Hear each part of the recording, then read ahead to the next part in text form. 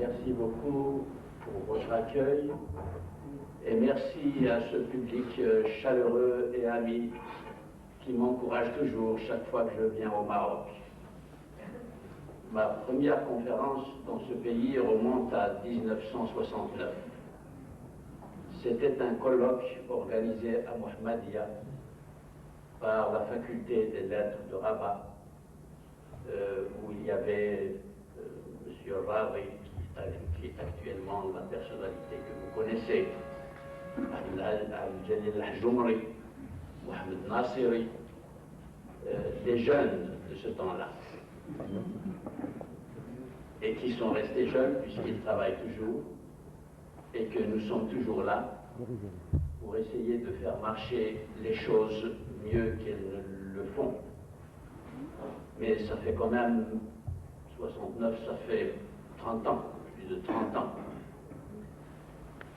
Voilà, plus de 30 ans maintenant que des jeunes intellectuels, des chercheurs, des enseignants essayent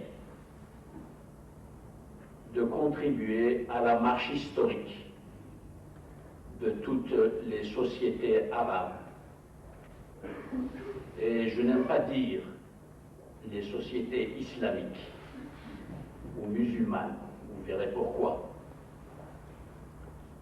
Et depuis 30 ans, il faut bien constater que sur le plan de l'évolution intellectuelle, scientifique et culturelle de nos sociétés, nous constatons des régressions, de vraies régressions, et non pas des avancées. Ces régressions, nous les vivons tous, chacun d'entre nous, d'abord dans le système éducatif, tel qu'il fonctionne dans tous les pays arabes, sans exception. Ce n'est pas seulement ici. C'est un problème général. Et c'est un problème d'histoire, comme vous allez le voir. Ça tient à l'histoire de nos sociétés, qui n'est pas seulement cette histoire que nous ruminons constamment, qui date de la colonisation. Un des points aveugles de notre pensée et de la manière dont nous vivons notre relation au passé, c'est que nous ignorons totalement, jusqu'à ce jour, ce qui s'est passé dans le monde méditerranéen, donc dans les sociétés arabes et islamiques qui appartiennent à ce monde méditerranéen, ce qui s'est passé depuis le XIIIe siècle. Car c'est depuis le XIIIe siècle qu'un processus historique de régression du champ intellectuel, du champ culturel et du champ spirituel, j'ajouterai, a commencé à se faire sentir et à se répandre dans toutes nos sociétés. Mais nous verrons cela tout à l'heure et je voudrais revenir, ou plutôt commencer à vous parler de notre sujet. Repenser l'islam après le 11 septembre. Pourquoi ai-je choisi ce sujet? Parce que la chose est évidente, le 11 septembre est un événement mondial, puisque c'est un événement qui s'est déroulé aux États-Unis, au cœur même des États-Unis, et cet événement met l'islam au premier rang, puisque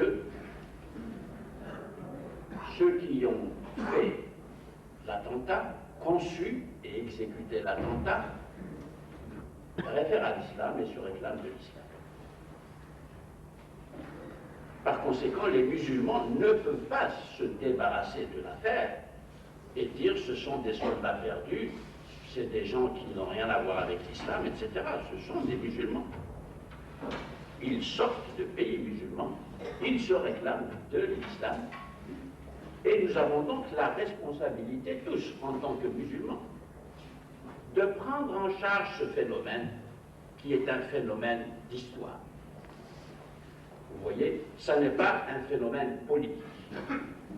Il est politique, bien sûr, éminemment politique.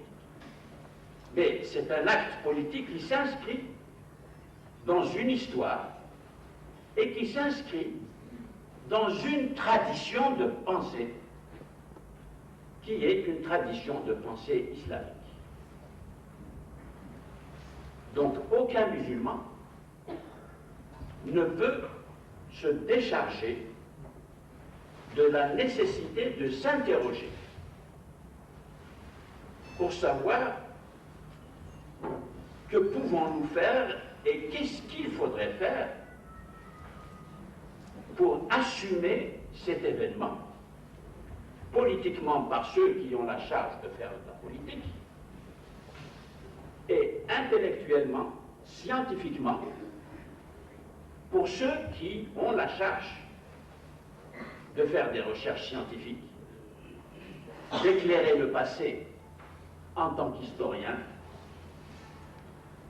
d'éclairer la pensée et l'histoire de la pensée islamique, car elle existe. Il n'y a pas que de l'idéologie et de la politique dans l'islam. Et ce travail-là, pour le faire, nous avons besoin de beaucoup d'ouvriers, de beaucoup de tâcherons même. Je dis bien tâcherons, parce qu'il s'agit de lire des textes qui, jusqu'à présent, ne sont pas encore lus par les musulmans eux-mêmes. Il s'agit d'interroger des textes en tant qu'historien et de les relire avec les outils modernes, chose que les musulmans ne font pas. En considérant la bibliographie des ouvrages parus depuis 1990 seulement au sujet de la pensée islamique et de l'histoire de la pensée islamique. Les apports scientifiques les plus fiables, les ouvrages les plus féconds et les plus riches sont des ouvrages produits en anglais, en français, en allemand, moins en italien, mais dans ces trois langues, nous avons une bibliographie qui renouvelle totalement notre rapport à l'islam comme religion, à l'islam comme culture, à l'islam comme tradition de pensée. Renouveler, par exemple, l'histoire du fiqh et de la charia. Cette charia sur laquelle nous nous battons tant. Et nous nous battons sur la charia dans la rue, alors que dans nos universités, il ne se passe presque rien. Je ne dis pas qu'il ne se passe rien, mais il se passe presque rien au sujet de la recherche scientifique, au sujet de ce que nous nommons la charia et le fiqh, qui sont au cœur même et de la définition de l'islam et de la vie que les musulmans vivent de cet islam. Vous voyez, je commence d'emblée par attirer votre attention sur ce phénomène-là. Un des meilleurs ouvrages, le plus complet, le plus riche de renseignements, a été publié il y a maintenant 4 ou 5 ans, 6 gros volumes de 1500 pages de textes serrés par quelqu'un que vous connaissez parce qu'il vient aussi au Maroc, Dieu merci, le Maroc est ouvert, et il s'appelle Joseph Van Hess, professeur à l'université de Tübingen, et cet ouvrage traite d'un sujet fondamental pour la pensée islamique, puisqu'il traite de théologie et société. Théologie et société dans les 3 premiers siècles de l'Égypte. c'est-à-dire au tout début, dans la période de formation de la pensée islamique. Cette période de formation que nos musulmans d'aujourd'hui, y compris, je m'excuse, des intellectuels, je dois le dire, car beaucoup d'intellectuels ne s'intéressent pas du tout à cette partie de notre histoire. Ils font d'autres choses, les intellectuels, je ne suis pas d'ordre de dire qu'ils ne le sont pas, hein. Je ne peux pas du tout, au contraire. Seulement, un intellectuel qui fait de la physique ou qui fait de l'informatique est en même temps un citoyen. Un citoyen qui, au jour le jour, vit dans nos sociétés ce que nous vivons et que vous connaissez très bien. Il ne se passe pas un soir sans que des gens soient réunis. Dieu merci, nous avons cette chaleureuse hospitalité chez nous. Et l'on parle entre nous de l'islam. Et j'écoute beaucoup, puisque je viens souvent au Maroc, et j'écoute, je me tais. Et je mesure l'ignorance qui règne au sujet de cette période de formation de la pensée islamique. J'y reviendrai. Je peux vous citer beaucoup d'autres ouvrages aussi importants que cela, et ces ouvrages ne sont même pas dans les bibliothèques universitaires des pays arabes, puisque je les visite tous, et même des pays musulmans. Encore qu'en Indonésie, où on lit l'anglais beaucoup plus que dans nos pays arabes, surtout dans le Maghreb, l'anglais n'est pas encore si répandu que cela. On peut trouver des ouvrages en anglais, on n'en trouve pas en français pour des raisons évidentes, mais on ne trouve pas ces ouvrages les plus importants qui, encore une fois, renouvellent complètement notre intelligence de l'islam comme religion.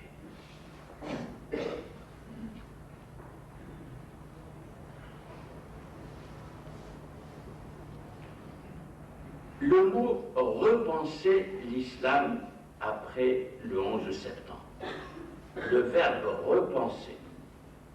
Repenser veut dire qu'il y a eu déjà une pensée au sujet de l'islam, bien entendu.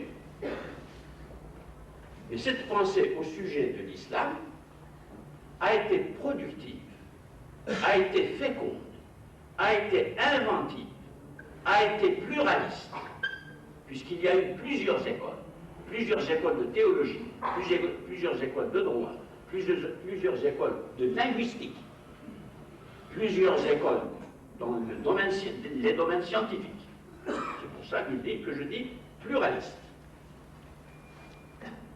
Cette pensée pluraliste et féconde, que nous appelons en tant qu'historiens l'islam classique, la pensée de l'islam classique,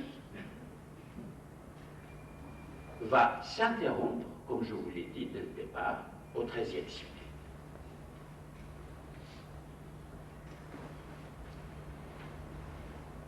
Mais j'arrête encore une fois parce que il faut introduire ici l'importance du 11 septembre. L'importance du 11 septembre vient de ce que les États-Unis sont touchés, ils sont profondément touchés par cet événement, et ils ont réagi, et ils vont réagir. Et ils n'ont pas fini de réagir. Je vais souvent là-bas. Dès le mois d'octobre 2001, je travaille à la librairie du Congrès et je fais des conférences en présence de membres du Congrès.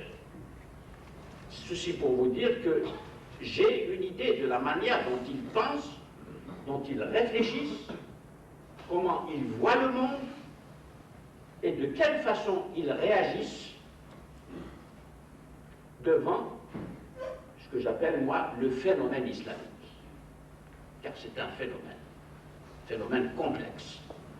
Un phénomène que nous sommes bien loin d'épuiser, puisque nous y consacrons si peu de temps, justement pour l'étudier et l'analyser, pour apporter notre voix dans les débats qui s'engagent et qui s'engage malheureusement presque exclusivement au niveau du discours de récrimination, de victimisation, de rejet de l'Occident de notre côté,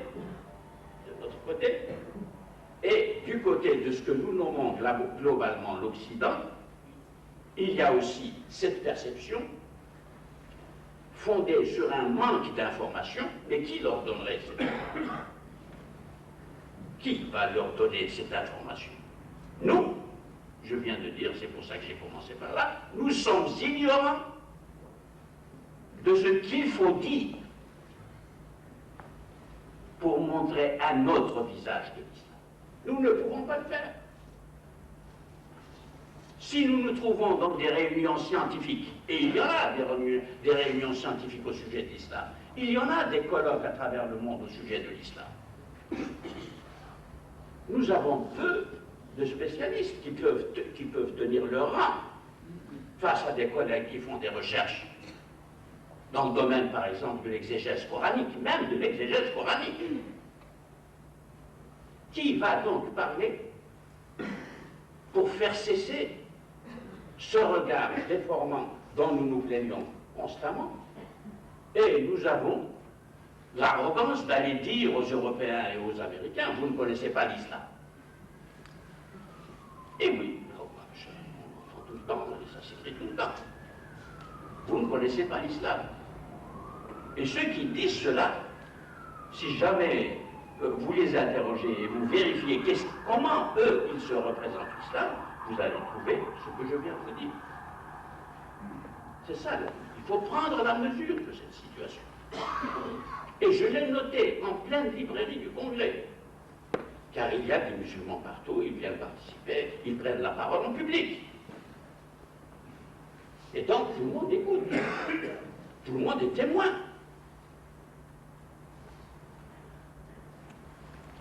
Il est important par conséquent de prendre la mesure exacte des légitimités que les États-Unis se construisent pour réagir comme ils réagissent. Et pour vous donner une idée, parce que je n'ai pas le temps de vous dire tout ce qu'il faudrait dire là-dessus, j'ai retenu une intervention d'un intellectuel américain très visible, qui est un des conseillers membres du Parti républicain, donc très proche du président actuel, et qui a publié un article en anglais, mais qui a été traduit et publié par Le Monde en mai dernier. Voici ce qu'il écrit. Écoutez bien, et je vais vous aider à saisir les points importants de ce qu'il dit. Bien que les États-Unis aient eu naguère le rôle décisif dans l'accès de l'Europe au paradis kantien. Vous voyez, là nous avons des difficultés. J'ai peur que vous ne suiviez pas. Ah oui, j'ai peur. Et oui, ça c'est une difficulté. Une difficulté de la communication. Je ne veux pas que vous vous soyez dérangés ici et que vous sortiez en disant « on n'a rien compris, pourquoi il nous parle de cette façon-là » Je le sais. Comment voulez-vous que je vous parle? Ce n'est pas moi qui parle, c'est quelqu'un qui parle. Et il dit des choses extrêmement importantes. Qu'est-ce que c'est que le paradis kantien? Kantien, c'est Emmanuel Kant. C'est le grand philosophe allemand du XVIIIe siècle, le grand philosophe des Lumières, que nous ne connaissons pas, que nous ne lisons pas, puisque nous avons écarté la philosophie de notre enseignement. C'est une discipline pour les koufars. Ça n'est pas pour nous. Farabi était un kafir billah. Ibn Sina est un kafir billah. Averroès, Henri Mourad de Cordoba est un kafir billah. Oui, nous vivons là-dessus. C'est dans nos têtes. C'est dans notre pratique éducative, mesdames et messieurs. Je le sais. mes étudiants. Oh, mes cours en Sorbonne, ils me disent cela, mes étudiants. Et regardez ce que dit, comment il commence. Bien que les États-Unis aient eu naguère, il fait allusion au rôle des États-Unis dans l'émergence des Lumières au XVIIIe siècle.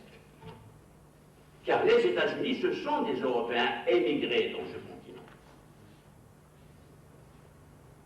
Et ils ont fondé une démocratie dans l'euphorie des Lumières du XVIIIe siècle.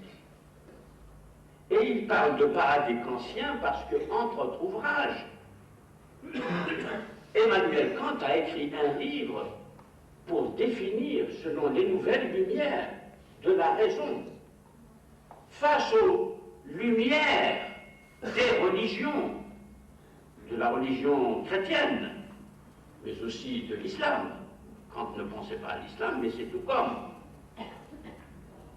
C'est cette révolution-là, d'une nouvelle raison, qui apporte un autre regard sur l'homme, un autre regard sur les sociétés, un autre regard sur la manière de produire notre histoire. Notre histoire, je veux dire l'histoire des hommes, je dis notre en tant qu'homme, c'est pas pour les musulmans seulement. C'est un événement considérable. Et voilà, quelqu'un, un étudiant lirait ça, il ne comprendrait pas de quoi il parle.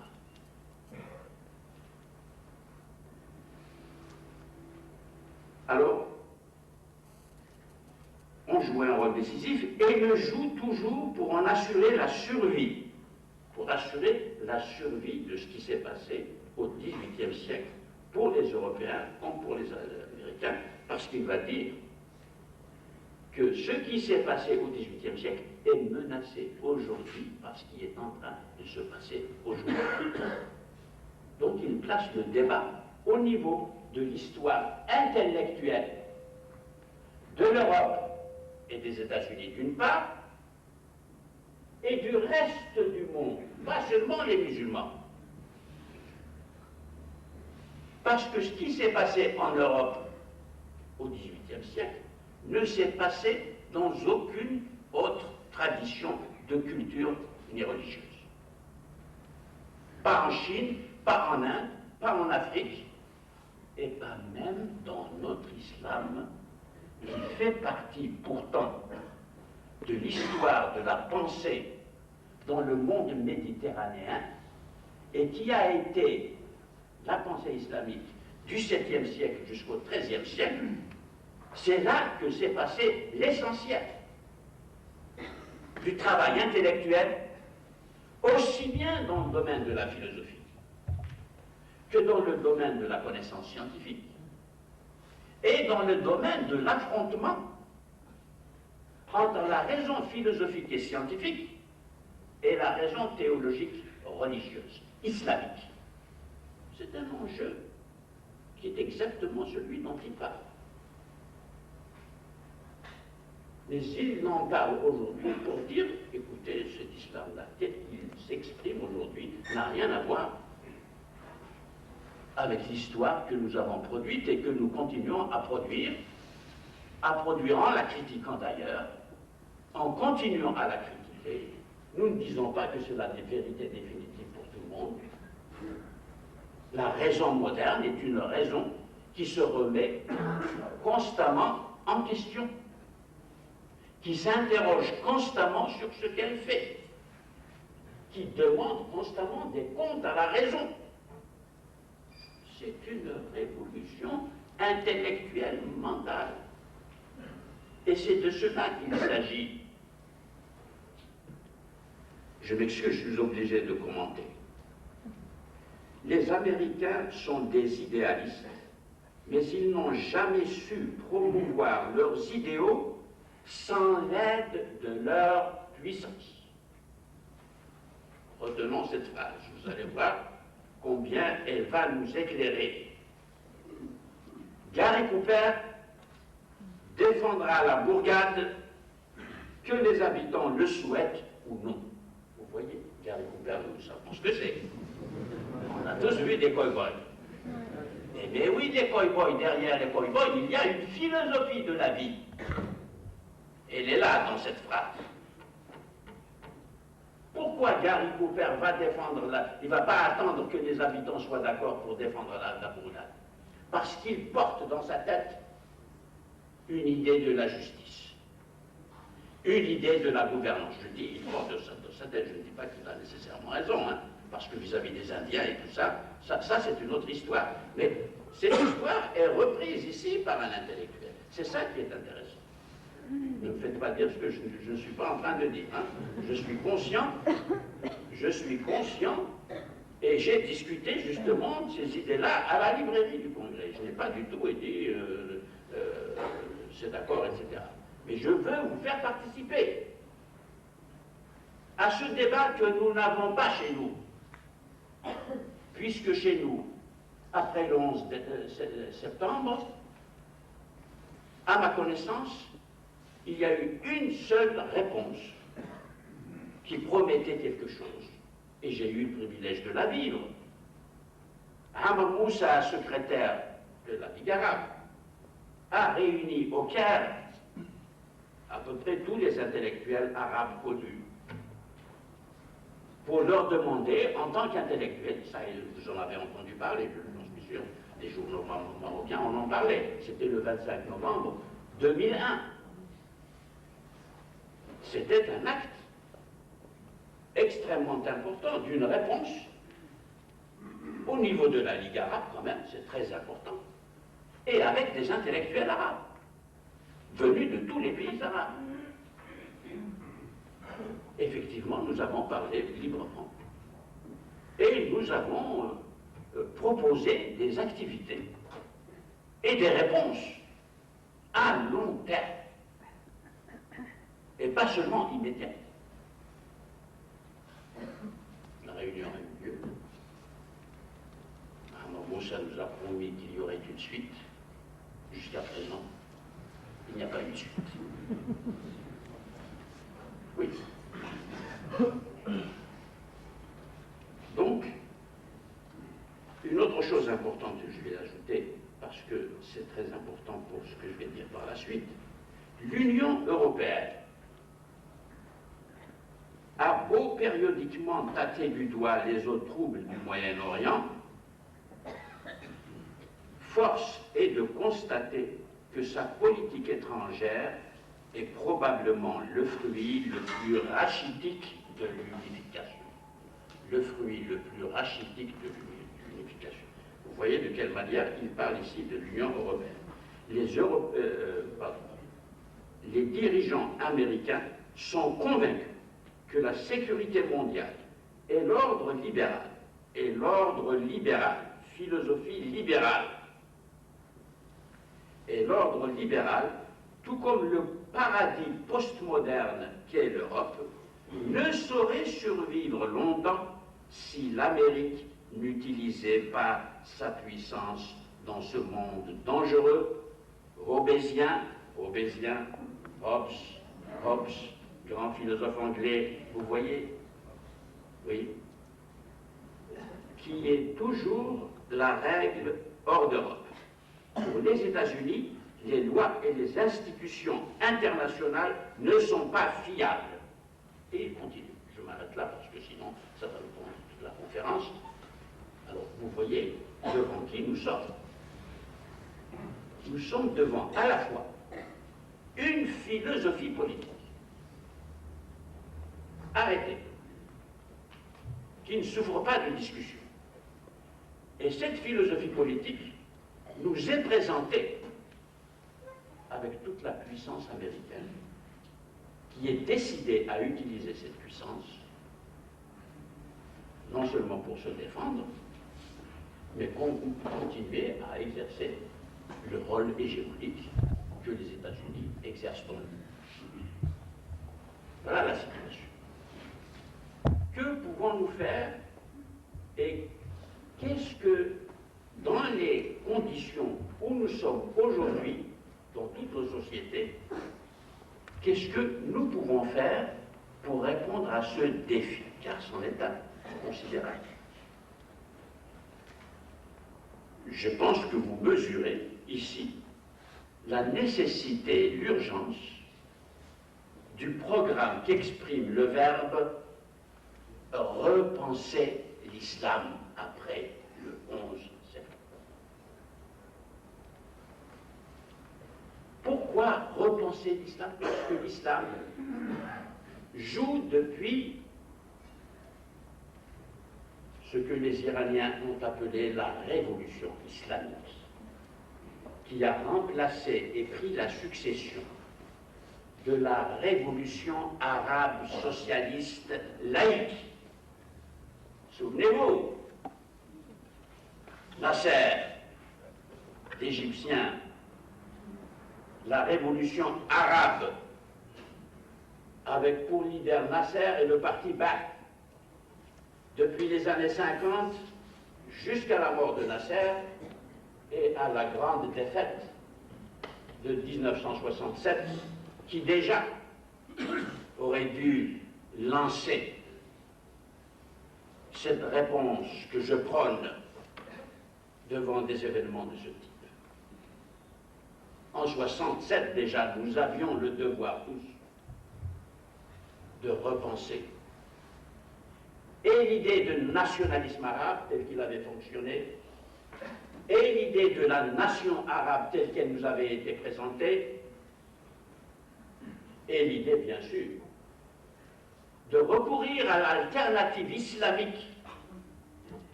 de la révolution islamique, et les nommer comme ça, après révolution socialiste, dans le sillage du collectivisme de l'Union soviétique. Nous voilà engagés dans une révolution islamique qui est présentée à toutes nos sociétés comme une alternative historique, c'est-à-dire quelque chose qui va fonctionner mieux que le modèle que nous rejetons, sans même l'examiner, qui est le modèle de l'Occident, et dont je viens de vous donner une définition qui est si claire et si effrayante par sa détermination. Par sa détermination et aussi sa puissance de frappe, y compris vis-à-vis de l'Europe.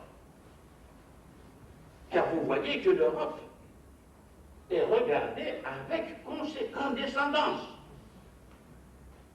Ça, c'est un point extrêmement important dans notre stratégie de repenser l'islam aujourd'hui. L'Union européenne nous offre un horizon de sens et un horizon de salut historique, puisqu'elle ne parle pas le même langage. Et elle ne le parle pas parce qu'effectivement, ça c'est vrai, elle n'a pas la puissance des États-Unis. Mais en même temps, nous n'avons pas suffisamment pris conscience, surtout dans le monde arabe, que ce qui se passe avec l'Union européenne est une seconde révolution fondamentale qui, une fois de plus, vient de l'Europe, une révolution aussi fondatrice que la révolution des Lumières, qui a consacré la sortie de la religion, comme dit Marcel Gauchet. La sortie de la religion, comprenez-moi bien. Des musulmans qui entendent la sortie de la religion, mais c'est quoi? Qu'est-ce qui reste alors? Vous voulez nous tuer complètement et nous enlever notre islam? Il ne s'agit pas d'une sortie de la religion en jetant la religion par-dessus bord et en disant c'est fini, on n'a plus rien à faire avec toi. Ça n'est pas de cela qu'il s'agit. Et quand nous parlons de laïcité, il ne s'agit pas de cela. Et vous savez comment tous les... Enfin, il ne faut pas exagérer. Un très grand nombre de musulmans, d'arabo-musulmans, dès que vous dites laïcité, c'est le gouffre. C'est l'anti-religion. C'est la destruction de la religion. Ça, c'est le produit de l'ignorance institutionnalisée dans nos écoles et dans nos universités.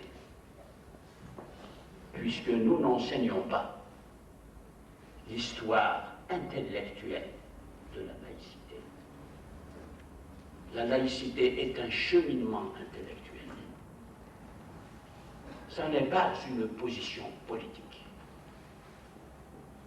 Ça n'est pas un combat politique entre la religion et l'État. Non, c'est faux.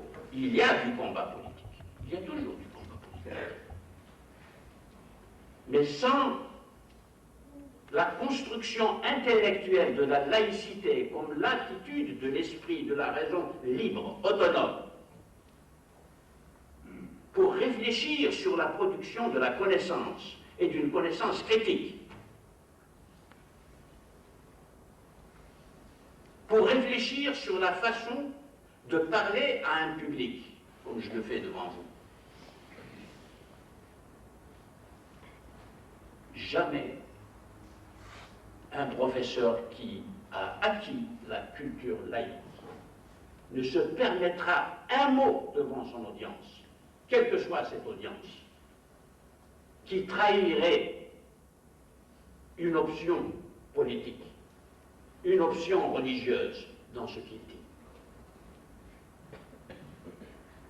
Très souvent, mes étudiants, et aussi mes publics, nombreux, quand j'ai terminé, beaucoup viennent me dire « Monsieur, êtes-vous croyant? Monsieur, êtes-vous pratiquant ?» Vous voyez des questions qu'on pose, même des questions comme celle-là, nous renseignent sur le type de culture que nous véhiculons dans nos têtes. C'est-à-dire que la croyance doit commander tout.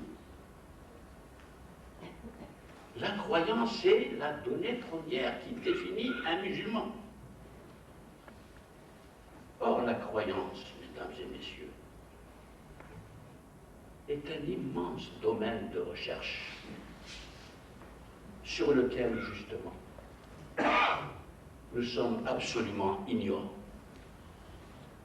Il y a des croyances dangereuses. Il y a des croyances qui aliènent totalement la personne humaine en l'enfermant dans des superstitions, des répétitions d'ignorance, des rituels qui ont réduit la religion à un rituel, y compris justement dans la présence de l'islam en France depuis que l'islam est en France. L'Union des organisations islamiques de France, vous en avez entendu parler, et les Marocains y jouent un rôle important, est en train de construire un islam rituel en Europe, exclusivement rituel. C'est par le rituel que j'affirme mon identité dans un contexte européen. Je ne l'affirme pas par une participation intellectuelle responsable. Je ne dis pas « me voici », je lis le Coran et je vais le lire d'une manière non seulement moderne à l'égard du Coran, mais qui va poser des problèmes à la lecture des évangiles et de la Bible juive et protestante. Ce que je fais, je pose des problèmes. J'ai posé des problèmes à la pratique de la laïcité en France à partir de ma lecture du Coran.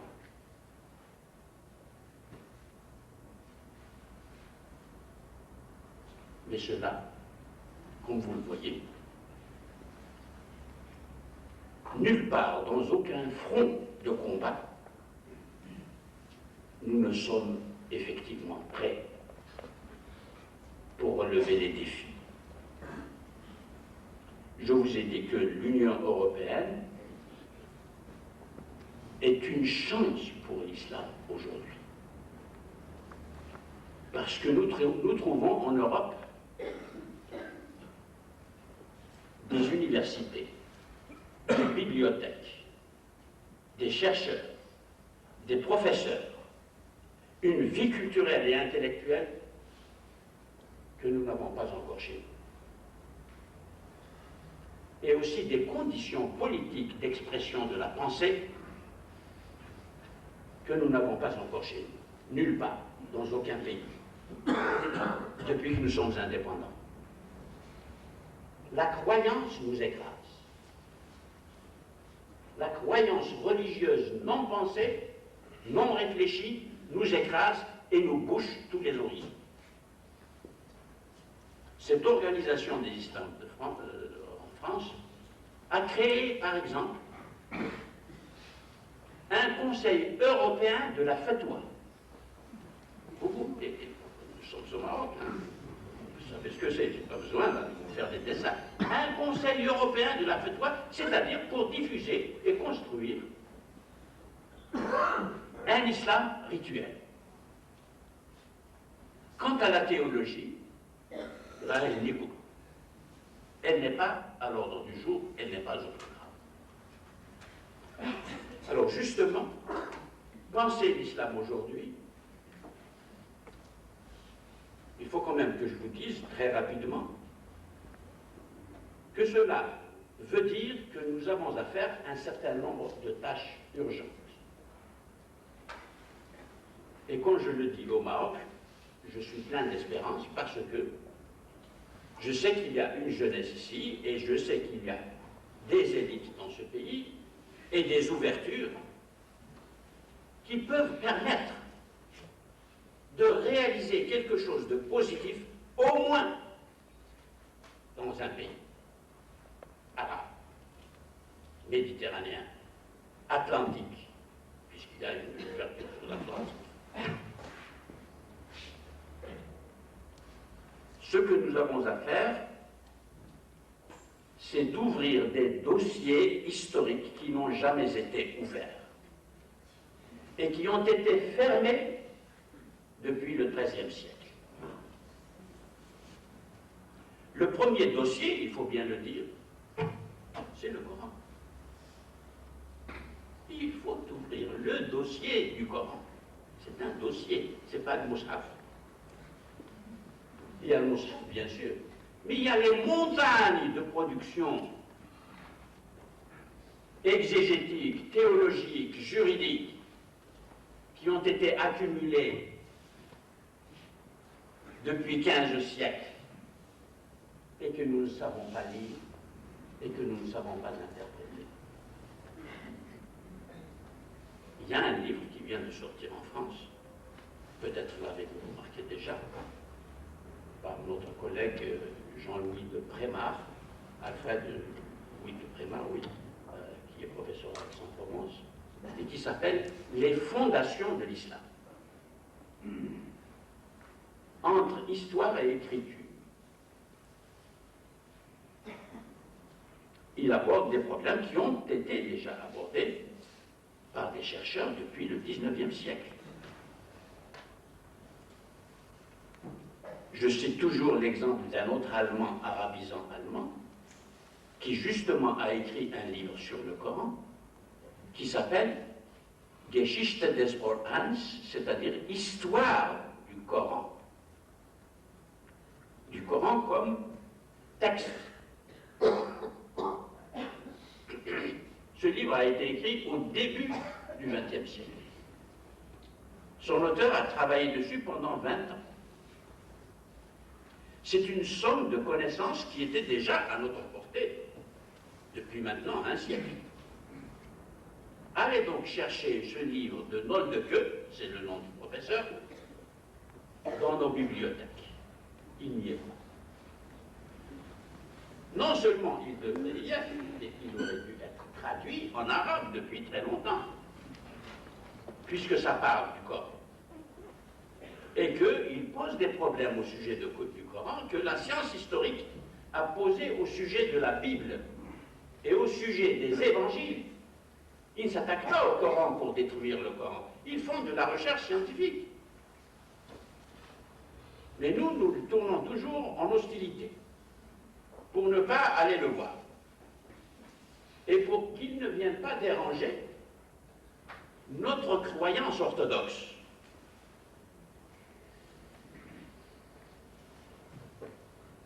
je ne sais pas, je n'aurai pas le temps peut-être de prendre un exemple pour vous montrer en quel sens nous pouvons ouvrir et non pas fermer la lecture du Coran pour en faire une lecture moderne.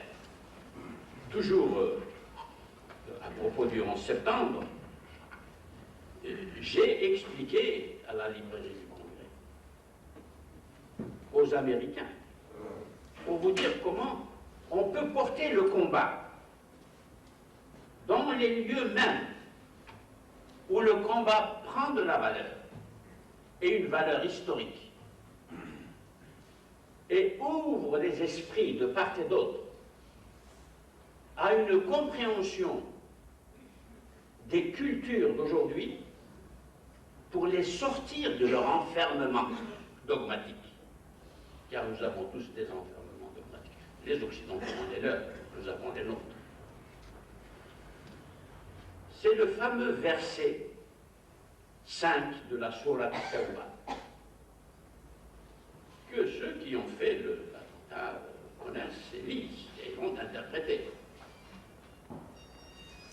Je vous le lis pour vous le mettre en mémoire, et je n'aurai pas le temps évidemment d'en faire une vraie lecture, il faudrait une conférence à soi tout seul pour ce verset. Le verset dit فَإِذَا انْسَلَخَ الْأَشْهُرُ الْحُرُمُ فَاقْتُلُوا الْمُشْرِكِينَ حَيْثُ وَجَدتُّمُوهُمْ وَخُذُوهُمْ وَاحْصُرُوهُمْ واقعدوا لهم كل مرصد فإن تابوا وأقاموا الصلاة وآتوا الزكاة فخلوا سبيلهم إن الله غفور رحيم.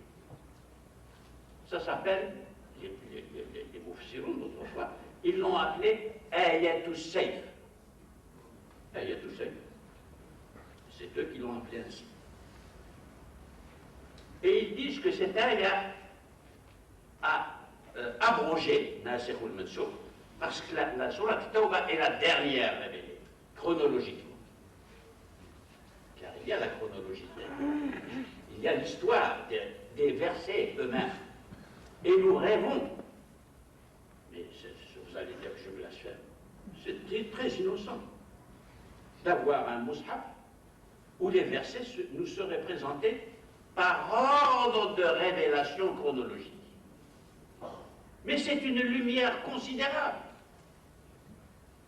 Et c'est une lumière sans laquelle nous allons continuer à patauger comme nous pataugeons, à bricoler dans le Coran et avec le Coran comme nous le faisons.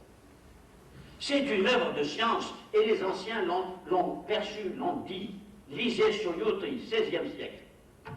Al-Itqan fi ulum al-Qur'an. Et comparez ce que nous faisons aujourd'hui à ce que disait même Sahaou, qui est un épigone, il a perdu le contact avec la période de production, comme je vous l'ai dit. C'est quelqu'un qui a ramassé, et qui ne pense pas, qui ne réfléchit pas.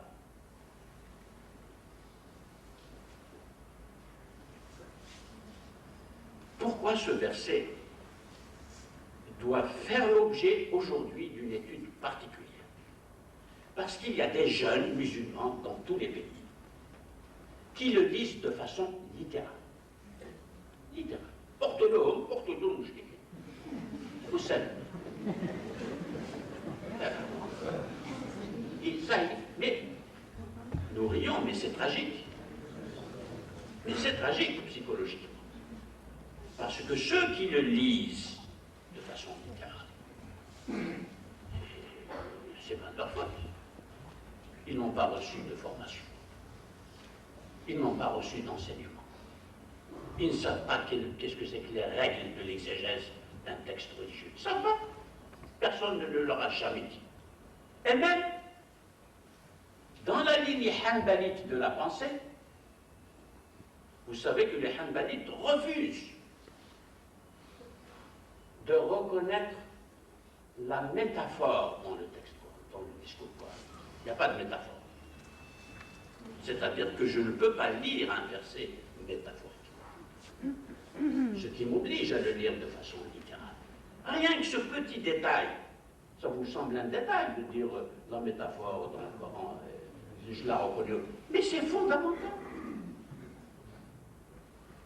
Ça vous produit un dogmatisme absolument frénétique et mortel et dangereux, ou bien au contraire, ça vous ouvre toutes les portes. Toutes les portes du sens, de la production du sens, de la multiplicité du sens, des sens potentiels du verset. C'est enrichissant au possible. Eh bien, depuis le XIIIe siècle, on a fermé ce robinet. De même que l'on a fermé quelque chose dont je vais vous dire quand même un mot, bien qu'il soit tard, et qui a tout à fait trait à nos problèmes ici. Vous avez tous entendu parler des Mu'tazilites et de leur théorie du Coran créé et du Coran non créé. Il y en a beaucoup, peut-être, qui n'ont jamais entendu parler de ça. Le fait que vous n'ayez jamais entendu parler de cela, c'est un crime contre la pensée islamique. Et ce crime a été commis au XIe siècle. Parce que la notion de Coran créé était une notion intellectuellement féconde, qui ne touche en rien le statut de la parole de Dieu, comme parole de Dieu. Les Mu'tazilites distinguent le statut de la parole et le statut de la parole articulée dans une langue humaine et mise par écrit sur du parchemin et maintenant sur du papier. Il y a une différence entre ces deux niveaux. Et en faisant cette différence, ils nous disent, mais tous ces gens qui sont en train de s'emparer du Coran et de l'interpréter dans des directions entièrement différentes, qu'est-ce que ça veut dire? Ça veut dire qu'il y a des passions humaines, il y a des luttes politiques. Et on se sert du Coran, comme on le fait aujourd'hui, pour conduire des luttes politiques. Or, des luttes politiques, il y en avait tout le temps. Omar ibn al-Khattab est mort assassiné. Othman ibn Affan est mort assassiné. Ali ibn Abi Talib est mort assassiné.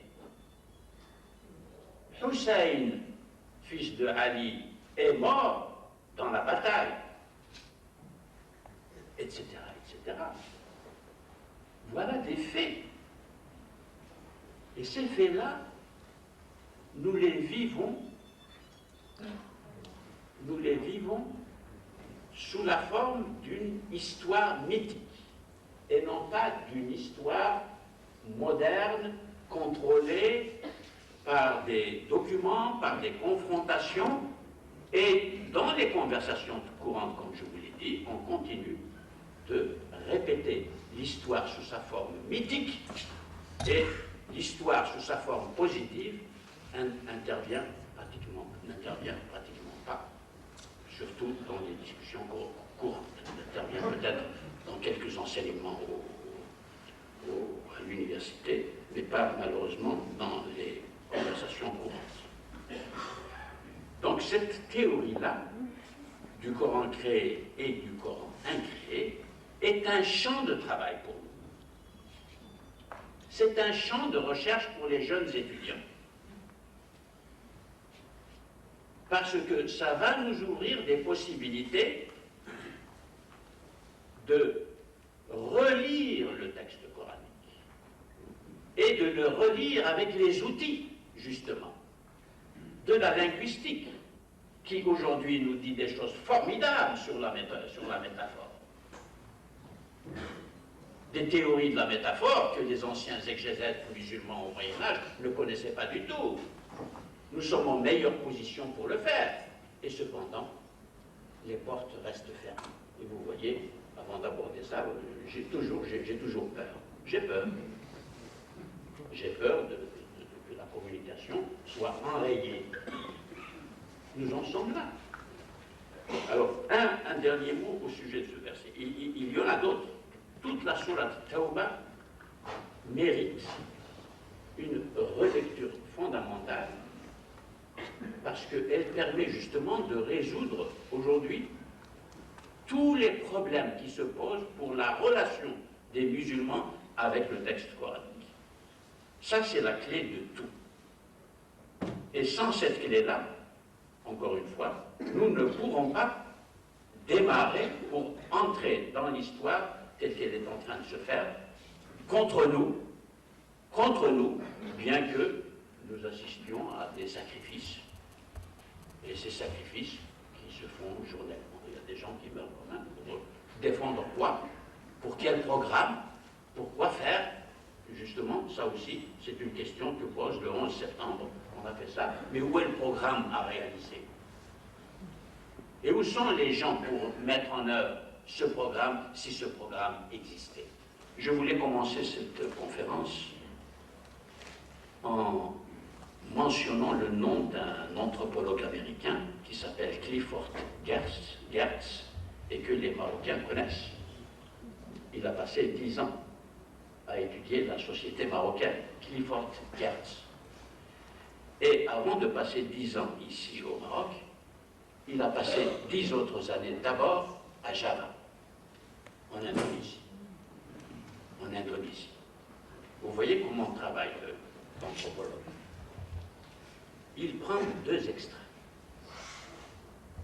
Deux situations historiques, culturelles, linguistiques, religieuses, absolument éloignées sur la terre, totalement différentes. Il va regarder comment s'exprime l'islam en Indonésie. Et il vient regarder comment s'exprime l'islam au Maroc. Et il en a tiré un livre que vous pouvez lire, bien qu'il date de 1967, mais il est traduit maintenant en français, et qui s'appelle « L'islam observé ». Alors, le triangle anthropologique est le suivant. Violence, violence, sacré et vérité. Et vérité. La vérité, la formulation de la vérité, de ce que le Coran appelle dinul haq et que les autres écritures appellent dinul haq, chrétiens, musulmans, etc. Et que Lénine et Staline appellent dinul haq. Eh oui, c'est la même structure de la vérité. La vérité est formulée de façon monolithique, dogmatique, et qui vous enserre dans une armature qui a quelques attributs de la formulation intellectuelle et de la connaissance scientifique, quelques attributs, mais qui, dans sa structure profonde, aliène totalement l'esprit pour l'engager dans le recours à la violence, parce que la vérité est sacrée, du moment qu'elle est religieuse et liée à Dieu, ou qu'elle est liée à des définitions philosophiques aussi, et que la vérité sacrée mérite tous les sacrifices, et par conséquent, toutes les violences. En février 2002, 65 intellectuels américains, je reviens à mon sujet, et au djihad que vous avez mentionné au début, c'est ça, la manière de traiter du djihad. Ça n'est pas justement tout ce que l'on raconte à ce sujet. Vous allez voir à propos du djihad.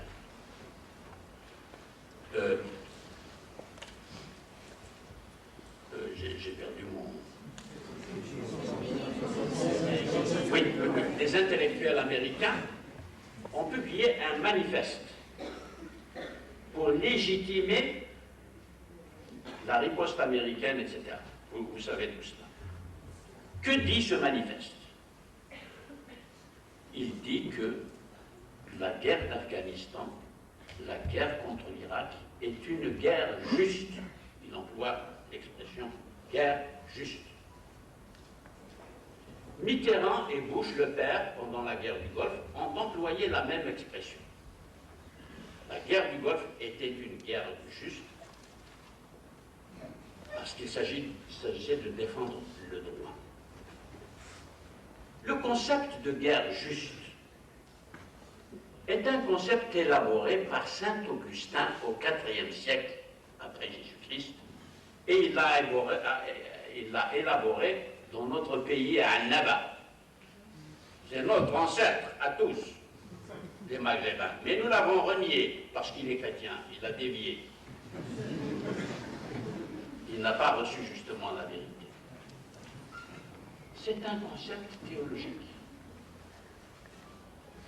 Et ce concept théologique est mis au service de la vérité. La vérité donnée par Dieu, révélée par Dieu, vous voyez, c'est absolument la même problématique. Et nous trouvons absolument cette problématique dans la Sourate 9. Ça n'est donc pas quelque chose de spécial à l'islam, c'est quelque chose qui a une portée anthropologique. La violence est une donnée anthropologique de la vie des hommes en société.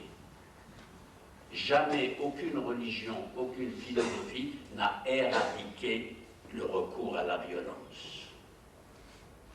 De même que jamais nous ne nous sommes passés du recours à ce que nous appelons les uns et les autres la vérité. Et notre problème, c'est que jusqu'à ce jour, notre rapport à la vérité est un rapport dogmatique. Ça n'est pas un rapport réfléchi. Ça n'est pas un rapport qui utilise les lumières nouvelles, les interrogations nouvelles, justement de cette discipline qui s'appelle l'anthropologie. L'anthropologie, même en Europe, malheureusement, n'a pas encore la place qu'elle devrait avoir. Un pays comme la France, où nous trouvons tant de cultures, tant de langues, tant de croyances religieuses, qui renvoient à des périodes archaïques de l'histoire, aussi archaïques que l'excision des filles à Gennevilliers ou à Asnières par des femmes maliennes qui sont soumises à des procès. Bien sûr qu'il faut rejeter et essayer d'arrêter cela, mais il faut l'arrêter par l'instruction. Il faut l'arrêter par la culture. Et ça n'est pas l'histoire qui peut nous donner une instruction sur la signification anthropologique de l'excision dans les cultures traditionnelles. Hier, je suivais sur la télévision une émission en Algérie qui s'appelle Mir'at. Le ministre algérien des Affaires religieuses a expliqué pendant 1 heure à la télévision la légitimité coranique du recours à la ruqya. Ruqya, c'est l'exorcisme, les djinns et les pratiques d'exorcisme. Eh bien oui, ça existe ici aussi, hein, c'est pas parce que l'Algérie, le Maroc, l'Égypte, etc. Il ne faut pas lever des bras. Hein. Je le cite justement pour vous donner un exemple, et pour vous dire où nous sommes, et qu'est-ce qui se passe, et qu'est-ce que nous faisons. Et les professeurs à l'université.